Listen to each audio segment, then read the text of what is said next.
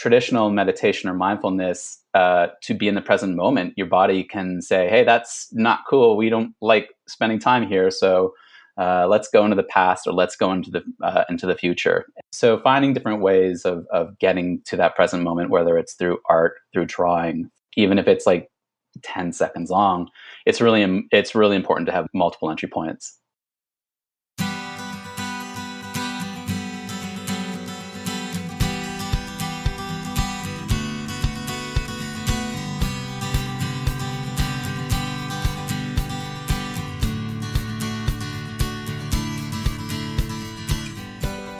Welcome to Parent Footprint with Dr. Dan. I'm Dr. Dan.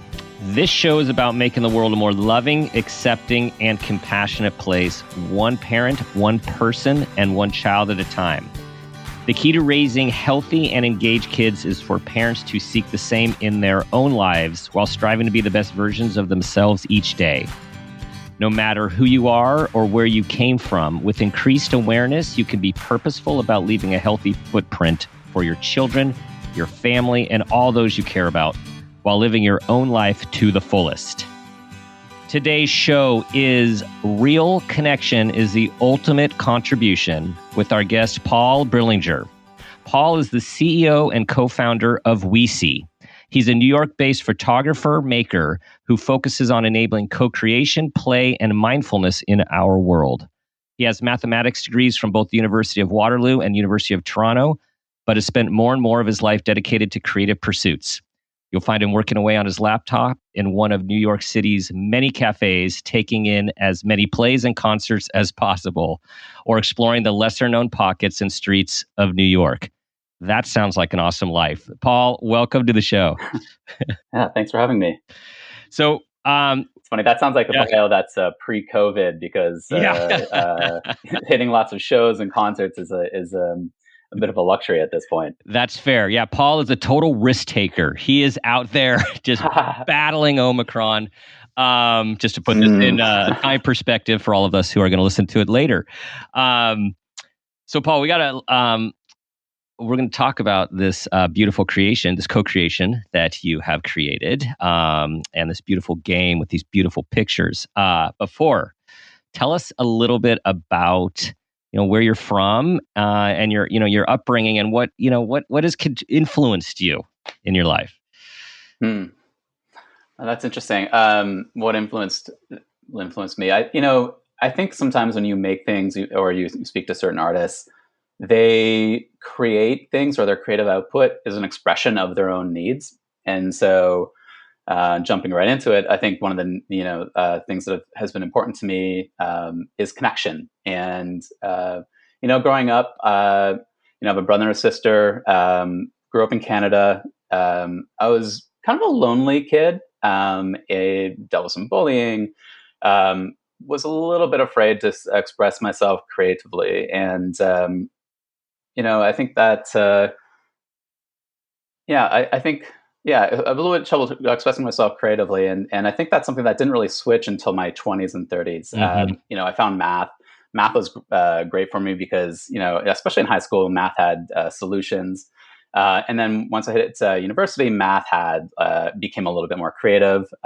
Math, once you hit university, doesn't really have an answer. Mm-hmm. It has more of like, you explore things, you try certain angles. It's actually a really creative pursuit. It's actually one of the things when I was listening to you read my bio, I was like, oh, I should adjust that, because math and mathematicians are incredibly creative. And Mm-hmm. so it's just, I think I've taken a bit of a different creative path. Yeah. I think, as I was creating WeSee, it was one of these things where I think I was yearning for ways of connecting and sharing my creativity. And I think those were things I needed a little bit more of in my life as a kid. Yeah.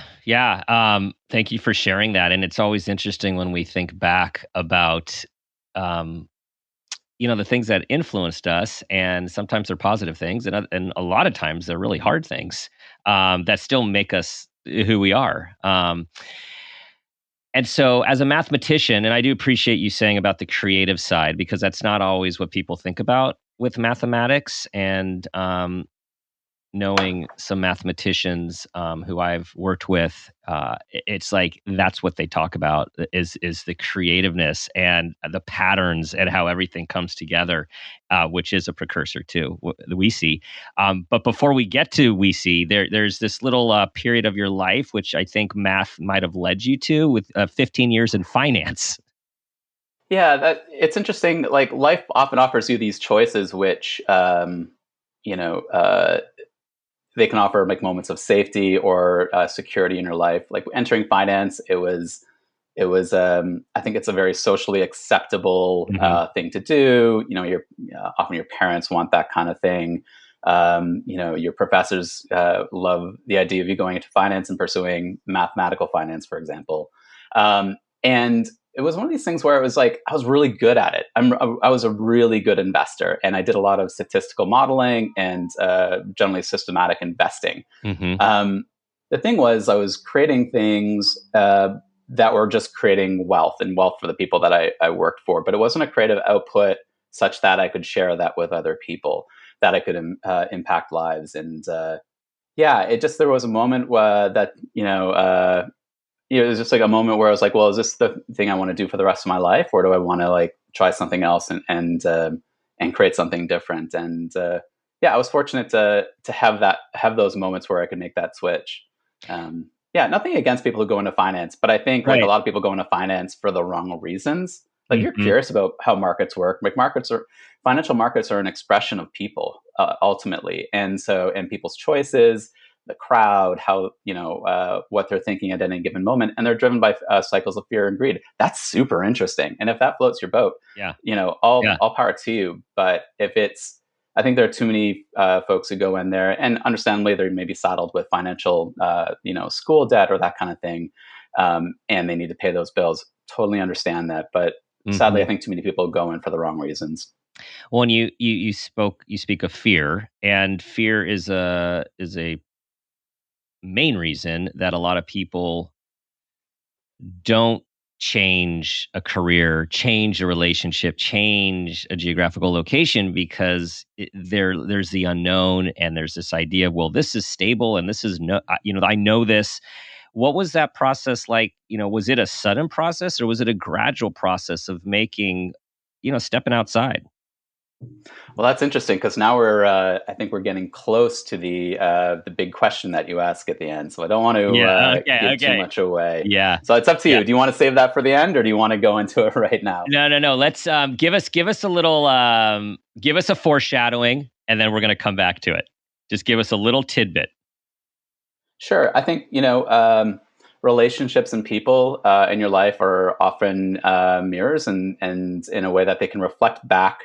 Um, you know, um, you have a certain sense of yourself, and that may not be an accurate that may not be accurate, and you're driven by your upbringing, your own fears, and that can shape how you think about yourself as a person. And one of the gifts that friends and family and loved ones can provide is a reflection back of, hey, like that's not really you, or that's a choice you're making out of fear or anger. Hmm. What is effectively a more compassionate way of dealing with this? Now, I don't my family doesn't really speak in that kind of like language, but they can Yes. still provide that kind of feedback without using that specific language. So that's the foreshadow. I don't want to Okay. give the rest of Cool. it away. Awesome. All right, everyone. You have to stay to the end of the show for the parent footprint moment. It's gonna be awesome. Um, Compassion. A mirror. I'm gonna use the word presence. This seems like we're now morphing into ideas of mindfulness and which is a central part of your life and a central part of the company and the game. How did mindfulness come into your life?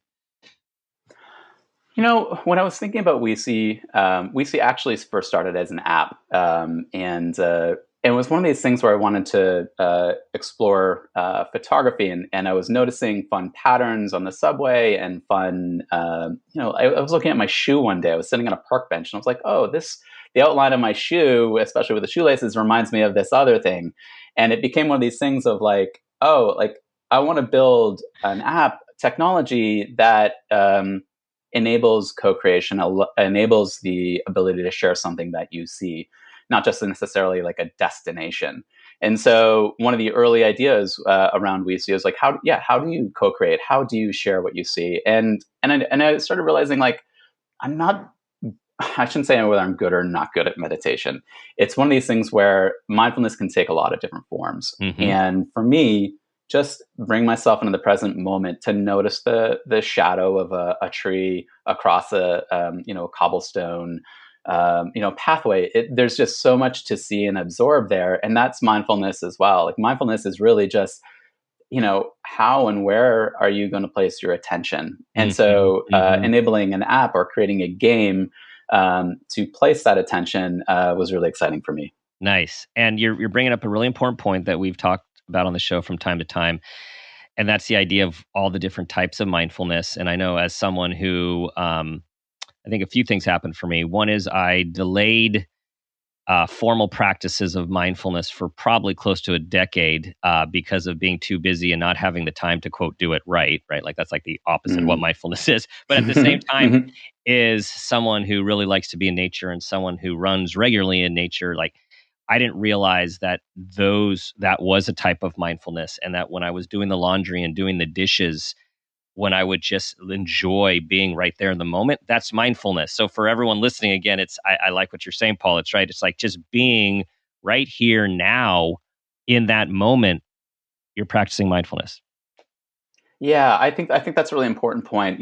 I think we need multiple entries into mindfulness. I mean, I've been very curious about like trauma and how trauma affects individuals, and mindfulness, the present moment, for a lot of children is a very scary place to be, depending on their circumstances. And so traditional meditation or mindfulness, to be in the present moment, your body can say, hey, that's not cool. We don't like spending time here. So let's go into the past, or let's go into the future. And so finding different ways of getting to that present moment, whether it's through art, through drawing, through noticing, even if it's like 10 seconds long, it's really important to have multiple entry points.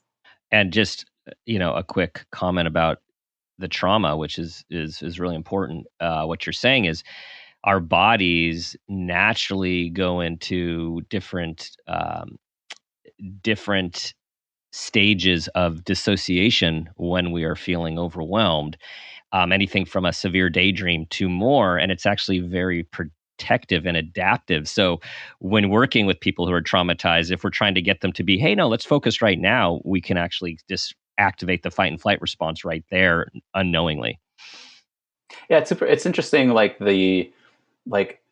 heard it framed as like children's reactions in those moments are perfect. That's exactly what they had to do to protect themselves. And they're not. It's those same mechanisms aren't so perfect anymore. They're actually they're not necessary. And so how do we disarm those? Acknowledge that they were beautiful and helpful, while not necessarily needed anymore. And that seems to be part of the mindfulness toolkit for anybody which is most people who have dealt with any kind of level of trauma in their lives. That's really well said. That's really well said, everyone. So try to take that in. Sort of anyone's trauma response at any age is exactly what you needed to do at that moment to get through it. And then it's over time trying to figure out ways to change it when it doesn't serve the same use that it did in those scary moments. Yeah. All right, we see. So we keep saying this word, and so I have to tell everyone, it's a awesome visual. It's OUI, little I, big S, little I, we see. So tell us about we see, this name and the formation of this collaboration. Yeah, it's I feel it must have been a bit of a serendipitous moment. I might have seen the word we and see together, and I just noticed how phonetically it sounded like the English we see. And I love that idea of like collective seeing and sharing what we see. And then, of course, the game has these moments of like you make a connection, and it's like this aha or like yes moment. And so the idea that also we and see are French and yes in French and Spanish was just like this lovely combination. And so back in 2015, when this was like an idea, it was very quickly became we see. I think at that time we called it the art of conversation. Mm. But yeah, that's how. So that's the name. Yeah, and now it's so it went from the art of conversation to connecting, right? Connecting has become Right. a very important part of the vision of and the practicality of what we see is. Hmm.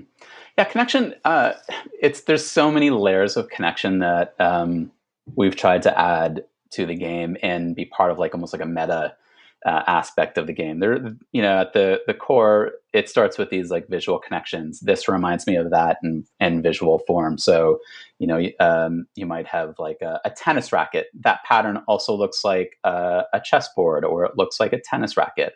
And so these similar patterns or colors or shapes are almost like ways that these like visuals communicate with each other.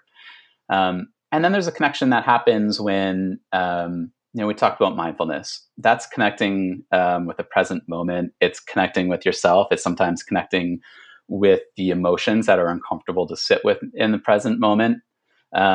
There's connecting with other people. That's through conversation, and especially this kind of like inquiry based conversation of like, what do you see? Why do you think that connects? Or I think it does this instead.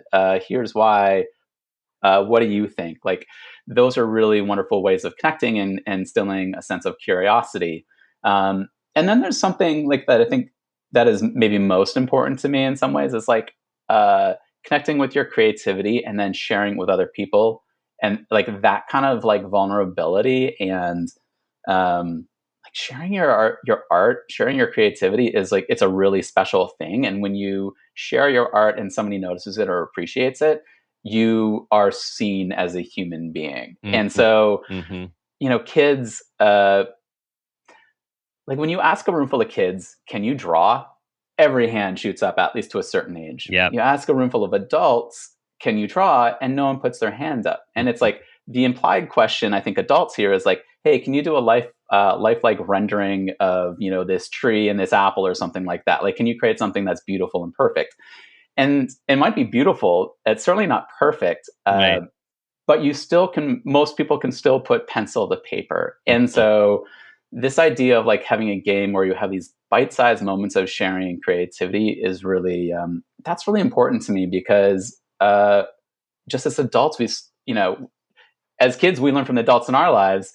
Yep. Uh, to stop sharing. Like they may say, "Hey, you should share that with people," but they're not sharing themselves. And kids are going to learn from parents and adults in their lives based on action, not on words. And so when you have this game where grandma is, making this visual connection, or perhaps, initiating a story, depending on the activity that you're playing, it's like that child observes, the parent or grandma being creative. That's something that Yep. and that is a real connection. And grandma maybe letting somebody in on a creative basis for the first time in decades. And so Yeah. there's like a really connecting moment there. Hmm. So to Yeah. answer your question, connection Yeah. takes lots of forms It in does. VC. Um, the research shows that about third grade is when creativity is just sucked out, extinguished in children in school, um, Mm.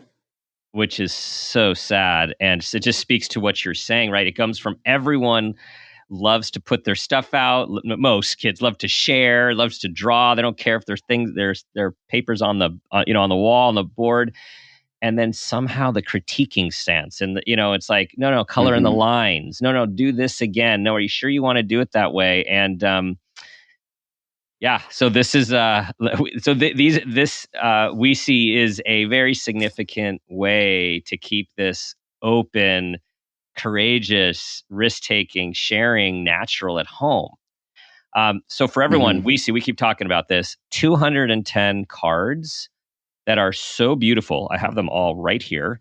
They are so, each card is so beautiful. And I know purposely the construction of them, that they're solid, and they're vibrant with color. So as a photographer, did you take all of these? I took probably 200 ish out of them. Yeah. Um, Nice. the rest, it was. it was like just like these photo hunts I ended up finding myself on in New York over a number of years, and just like really celebrating and enjoying the photography, or sorry, the the patterns, colors, shapes around me. Like I really, it was really fun some afternoons just to take the camera and go in a different direction than you did the day before.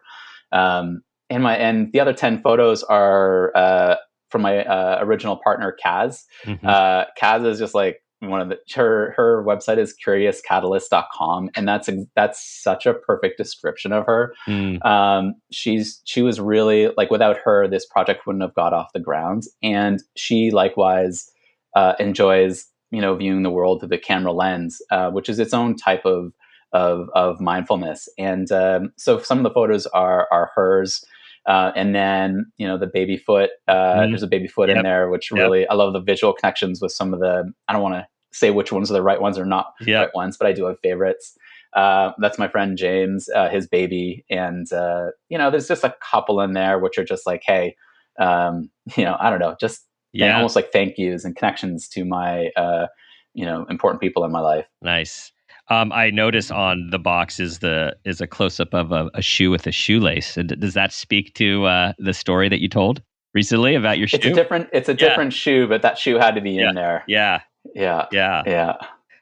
So another so we see can be used in multiple ways, and it is interesting that most of the ways, it is a game, and most of the ways are non-competitive, creative, and guiding, with a few creative options for, of course, because people need to win at times.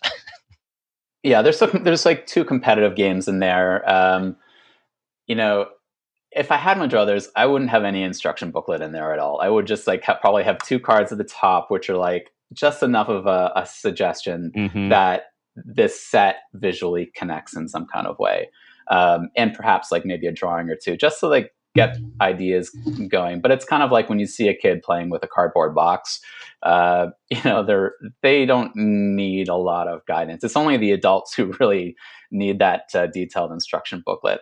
But so in We See Original, there's 2 competitive games, 9. We actually just expanded it for the new edition. 7 creative activities and 2 mindfulness activities. And yeah, we found, like, I've been thinking a lot about this idea of infinite versus finite games. Like, take a conversation. Conversation is an infinite game. You have a number of players, perhaps sitting around a table, enjoying a cup of coffee and chatting.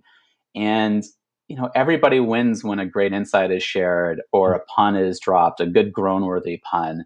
That's how I think about We See. It's like everybody gets to enjoy the aha moment, and there's no, unless you really want to play the competitive versions, there's no need to say, "Oh, that's mine. That's mine. I get to keep that one." It's like once it's shared, everybody gets to share it, and then the conversations that ensue, can be expansive and again, curiously oriented. I'm curious about you. I'm curious about my friend. Like, how are you thinking? How are you seeing? And so I think that, like, it's a really having a game that is uncompetitive is disarming. Once it's competitive, it's like, oh, is this a good match or not? They're all kind of good connections. Some may resonate with people more than others. I don't want to say that there's ever a wrong connection or a wrong answer in the box. It's really like, well, how do you justify it, so to speak? How do you think about that connection? Talk to me about it. I'd love to see what you see. Yeah. I like the example of a conversation. I just think about this win-lose paradigm that we live in a lot of the time. And, when you have a nice conversation, I'm thinking it's a really, usually rewarding experience, with the exception if you're talking to someone who needs to always be right and needs to, quote, always win. Right. So just to make that connection there. It's so the idea of sitting down, and, I hear what you're saying about a manual. To tell everyone, the manual is, it's sleek. It's not overly prescriptive. It shows wonderful examples of how to use the cards. And when I was also doing more research, is seeing, I love this. One of the ways of using the game and the cards is using the card as part of a larger picture that someone creates. And Mm, that's such a wonderful, that's part of a activity that we use at the center when we're assessing creativity. It's part of an aspect of the Torrance creativity test. And it's just, it's amazing what comes out when someone gets to make their own interpretation and representation and then explain it to you. Like you said, like there's no wrong. It's just a creative sharing process. mm. Yeah, that's actually, it's funny. That's my favorite activity as well. I love I love visual connections, but I actually think um, the most exciting or fun version that I play myself most often is this drawing activity. Like we are launching a new product called We See Nature, and we have this beautiful pair of giraffes crossing their heads, and it's recognizable as giraffe heads, but it also reminded me of like the back of a helicopter, like the propeller of the Mhm. back of a helicopter. And so, one day I just drew that helicopter with the using the giraffes as the tail of that helicopter. I think that's such a fun way of sharing that creativity. And it's Mhm. and I think those moments, like, they're so disarming. Mhm. And when I can imagine, like, in a therapeutic setting, like, if you can start with something like that and receive positive, it's like, I don't want to say feedback, not as like, is this a good drawing or bad drawing, but like, oh, thank you for sharing your creativity with me. It's such a disarming way to invite more vulnerability. For sure.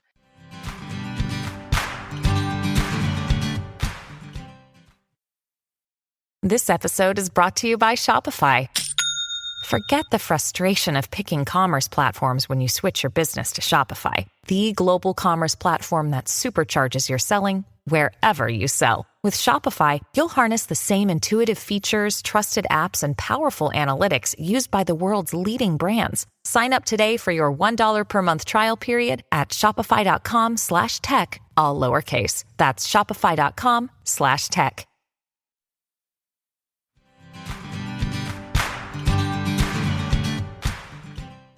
We have a artistic family, and as someone who's recovering from perfectionism, I remember when my youngest would spend like all this time on these just elaborate pictures, and how hard I would have to catch myself. And this, of course, is, I'm remembering like the grade when I'm blaming school for crushing creativity. Like, this is, parents get to do it too. And I remember saying, like, Mm, looking like at something in the corner. And I remember saying out loud at one point, like, oh, were you thinking of maybe adding a sun there or extending the mm, tree, which was me putting myself onto this beautiful picture.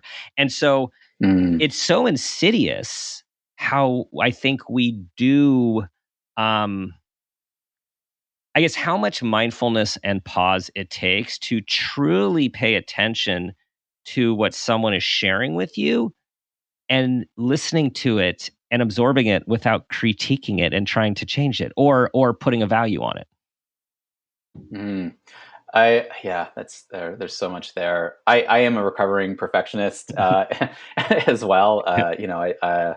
Every aspect of the game has to be perfect for me. And whenever I see like a new package shipped out, the packaging has to be perfect. There can't be a slightest little dent in the corner that can't Yeah. be sent out. Um, Mission accomplished, by the yeah, way. yeah. Oh, Yeah. thank you. Yeah.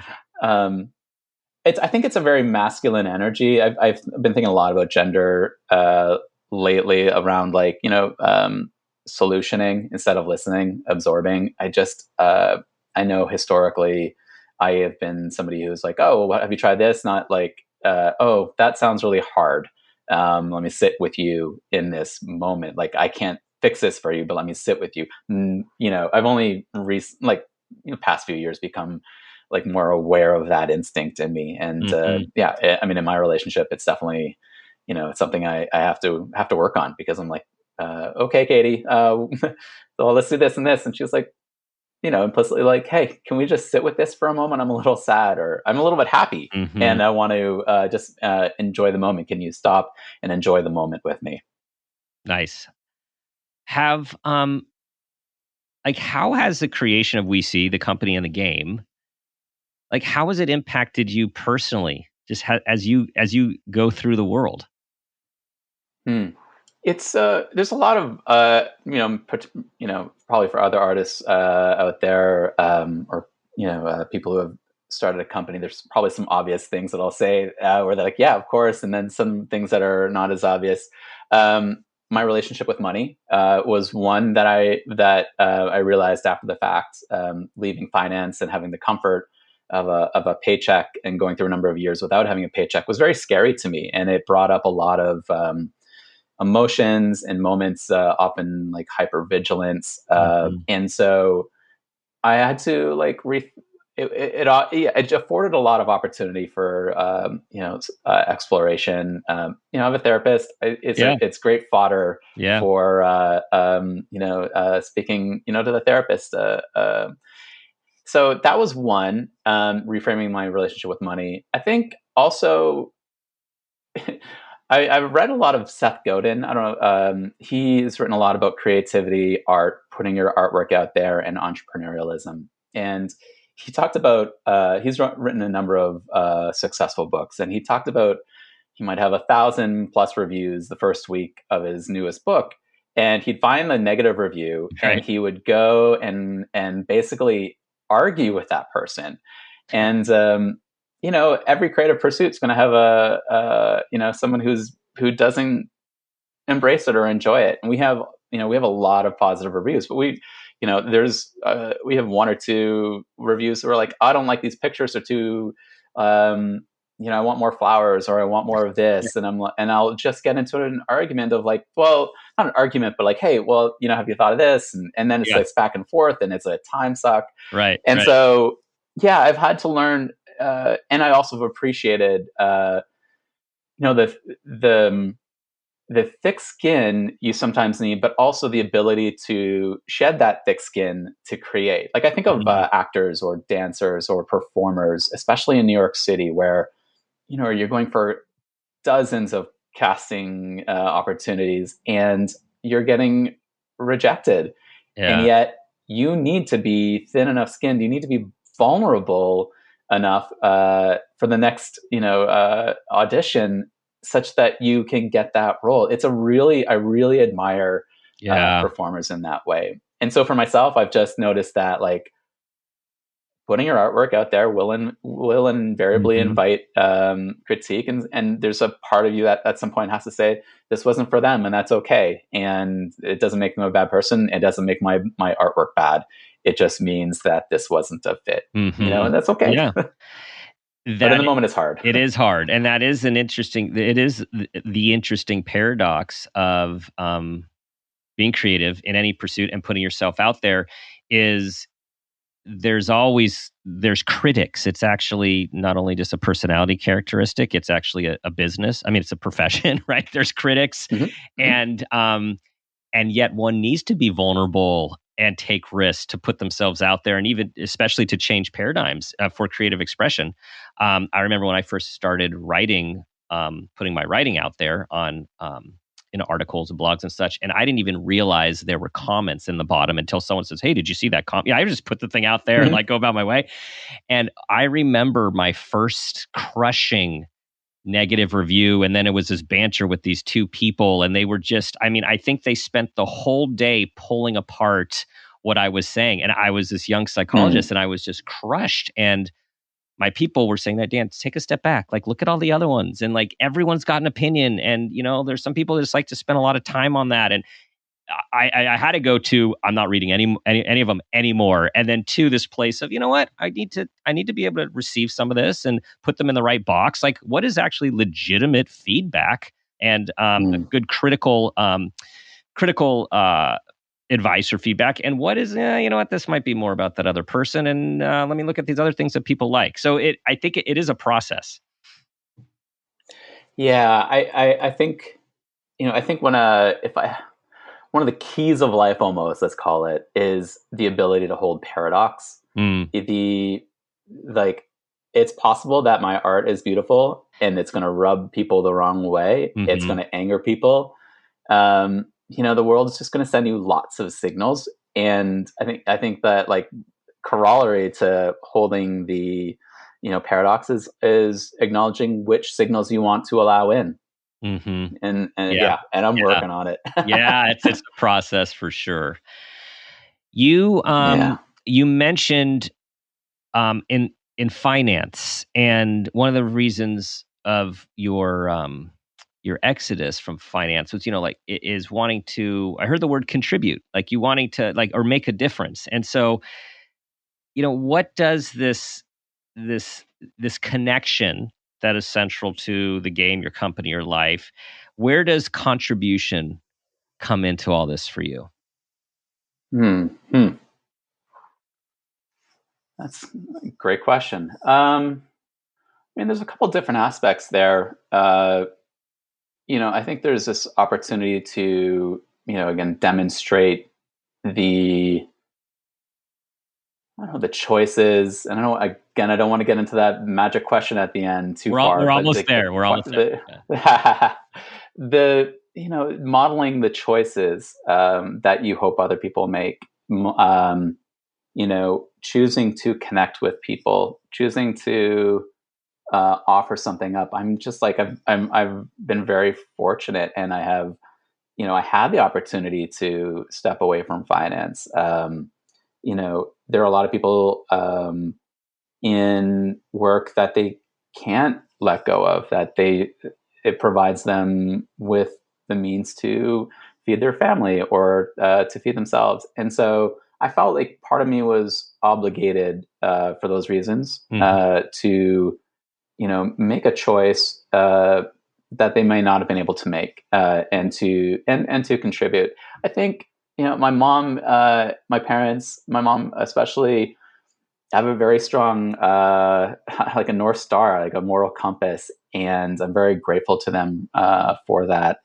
Um, I I'm not religious, but I feel like one of the aspects of my religious upbringing, let's call it, was this idea of giving back, of offering your gifts, and um, just being part of a community. Mhm. I think that's community has been, and understanding who my community is and what are the different aspects, like almost like onion layers. Like at some level, I'm part of this like global, community. At another level, we actually moved upstate New York recently. So Mm. again, another Mm. opportunity to update the bio. Yeah. But I'm in a very small town now. That's my community. Huh. Katie and my puppy are my community. So these different layers of being engaged and involved with the community. And it's almost like a trust thing, like just thinking out loud. It's Mhm. like when it's just Katie and our puppy Ollie and I, like we all benefit when we're all giving to our community and being generous in those moments. And then, my town benefits if I'm, trying to be generous or contribute, or, I love like dropping games off at like a local school, or, Mm. or sharing things that way. It's like one of the fun things of making something is that you can give it to people, and they value it. Like I love that physical exchange. But I kind of just wonder if that like kind of like, carries forward with, if everybody's kind of contributing or trying to put something out there, that there's just like this beautiful synergy happens at a global community level. So I guess that there's Yeah. maybe a trust element there as well. Yeah, from the micro to the macro. And I think that's why I Hmm.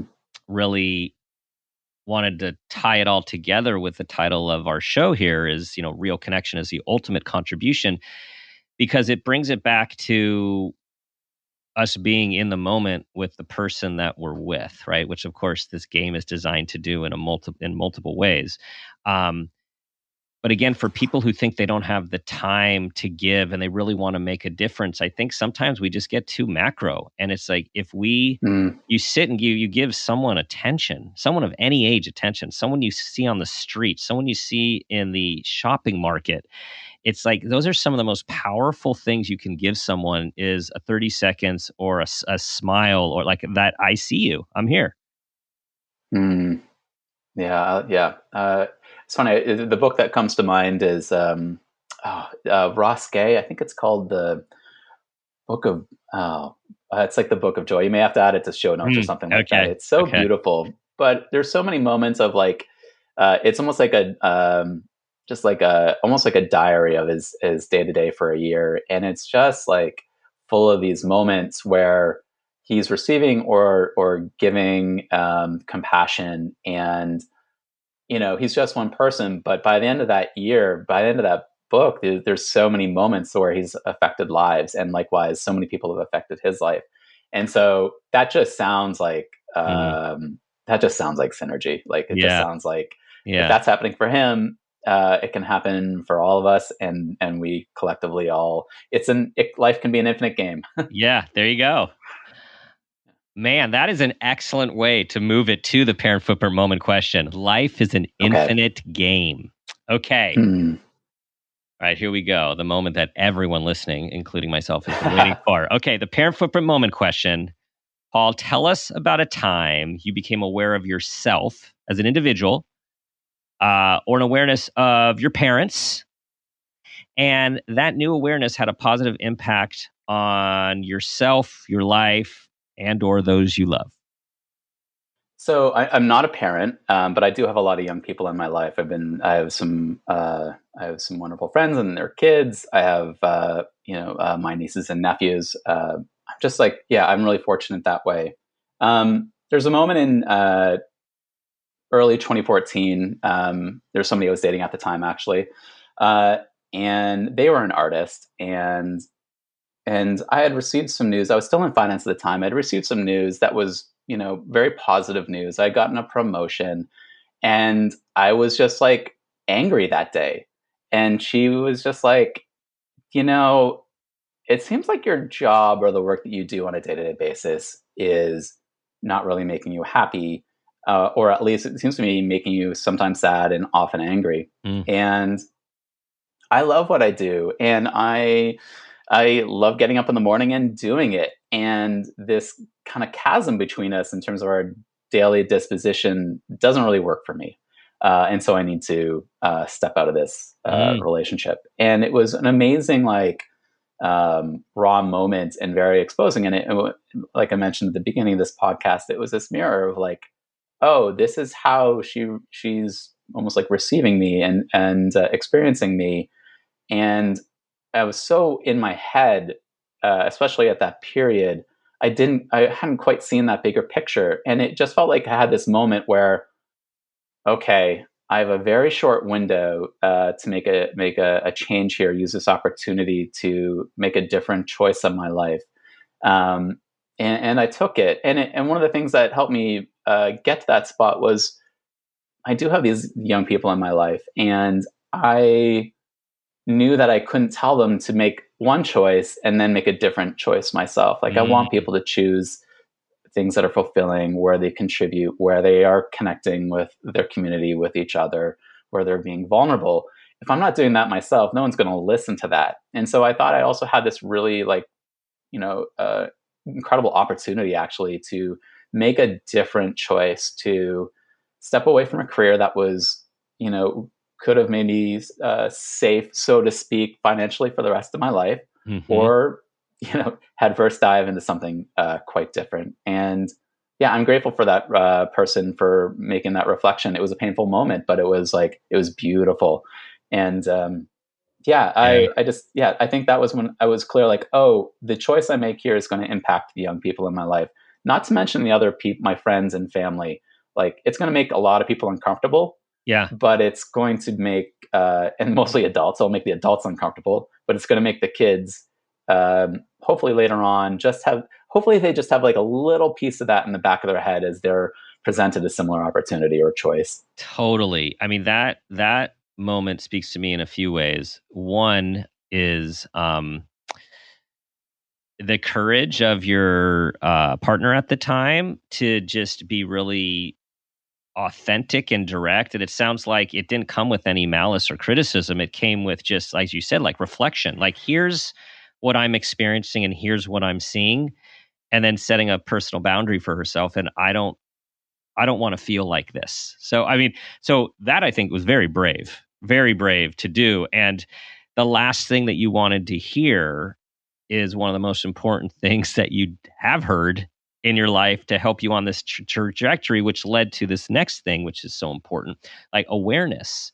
So for you to have that awareness at that point, not only what you needed to do for yourself, but what you needed to do for the people who were younger than you in your life, who you are mentoring, modeling, and helping to raise, like that's a huge awareness to have. I'm going to call you at a relatively young age. Yeah.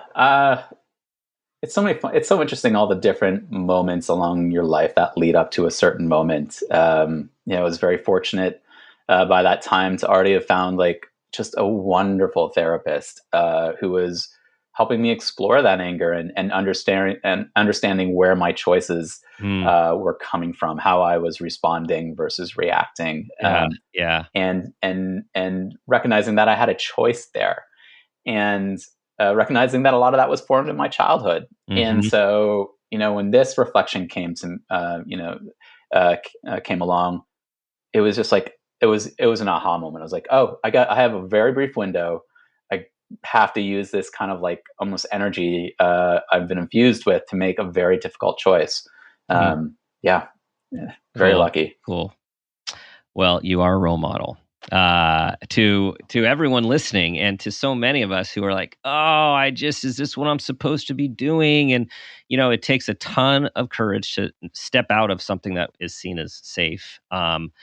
It takes a ton of courage to step out of something which is seen as acceptable and everyone's gonna like hearing about. It's just that you really one has to go within and really take a leap of faith that I want to do something which speaks to me and is more in line with who I am and what I want to give back in this life. Yeah, I think go within and then keep going within. Yeah. And then, once you get to different, so you get to go within and then you get to go in deeper the more you go in. So go within and keep going within. Cool. Okay, you mentioned it. Tell everyone about what's next. We have We See Nature coming out 2022.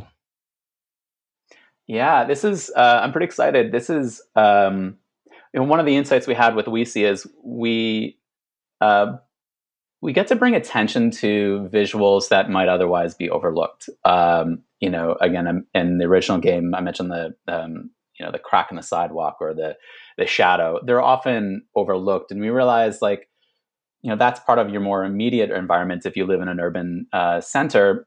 But there's also the broader environment, and so we realized that we could create a nature version of this where we could create this sense of connection with the visuals representing our planet. And as much as I've been fortunate to travel, I certainly haven't seen enough of the world to put together a full global deck. And so we've worked with 16 incredible photographers from around the world. Wow. At varying spots along their career. We have a mycologist in Vermont who's just wonderful. We have people who are focusing on the macro, seeing like those little details in the bug's eye, to the to backing up and doing these huge aerials. And it's interesting how these shapes and patterns in nature keep reoccurring. And so one of the fun things we're doing is working with these, after curating and doing some kind of cropping and rotating to get the visuals in this set just right. We've decided that we wanted to add an e-learning component as well. And so on the back of this new set, you're going to find a QR code. And so my hope is when especially a young player, but any player, when they're holding up this thing, I'm like, what is that? It's furry, or it's a little slimy, or it's a beautiful color. They'll scan the back of the card, and it will take them to a website, and it'll show the full-blown image, not just the snippet. And then it will have like what it is, why the photographer took it, why it matters to that photographer, and how it's connected to our broader planet. And then it will have a link to a section to learn more. So our point with this is, some of the original themes of connection, adding in this layer of like, how do you create connection with the environment? And Nice. on the margin. I hope this game does that. So very cool. So there is many more layers to this version as well. We didn't. I was going to mention this. I mean, We See for Everyone. It does create social and emotional learning. We had a recent show on emotional literacy, and and we're all pushing for to actively and purposely raise skills in kids, understanding their emotion, the emotion of others, empathy, and connection to the larger. And it sounds like this is what you're doing. Well, my favorite quote when I think about We See is Alfred Adler. Empathy is seeing with the eyes of another, listening with the ears of another. And so there is this mechanism of seeing what you see and creating new perspective. There is like this empathic moment that happens. Cool. Well, Paul, thank you for sharing yourself, your story, your co-creation, and really your contribution, continuing contribution. Tell everyone where they can find We See and We See Nature. It's quite simple. WeSee.co, OUISI.co. Fortunately, we couldn't get the .com, but WeSee.co is the best place to go. And also, all our social media is at PlayWeSee. .co is way cooler and fits fits the visual of your name way better. Thanks again for sharing. Wish you best of luck with the new version. Thank you very much. This was so much fun. I appreciate you having me on.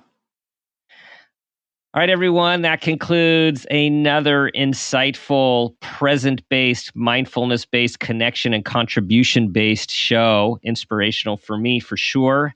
I will be thinking about this conversation throughout my day and week. The small moments, the larger moments, and trying to be as present as possible on my walk home as I pass all of the cars, sidewalk cracks, and trees on my way home. Thank you for listening to the show, being a part of our community. We love your 5-star reviews. Share this with anyone and everyone you think will benefit. And if you want more of Parent Footprint with Dr. Dan, check out our bonus episodes once a month exclusively on Stitcher Premium. To listen, just go to stitcherpremium.com/Dr. Dan, click Start Free Trial, select a monthly plan, and sign up with the code Dr. Dan, and you'll get a month of free listening. Try to be that person you want your child or those you care for to become. And ask yourself the guiding question I ask myself every day: what footprint do you want to leave?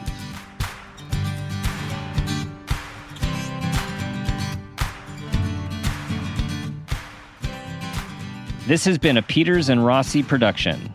Parent Footprint with Dr. Dan is produced by Laura Rossi. Our engineer is Phil Rossi. Theme music is Strummer Man, composed and performed by Pro Tunes. Artwork is by Garrett Ross. Follow us on Instagram and Facebook at Parent Footprint Podcast and on Twitter at Dr. Dan Peters.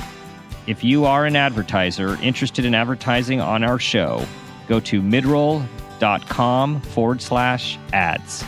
For more information, go to exactlyrightmedia.com. Listen, subscribe, and leave us a review on Apple Podcasts, Stitcher, or wherever you get your podcasts.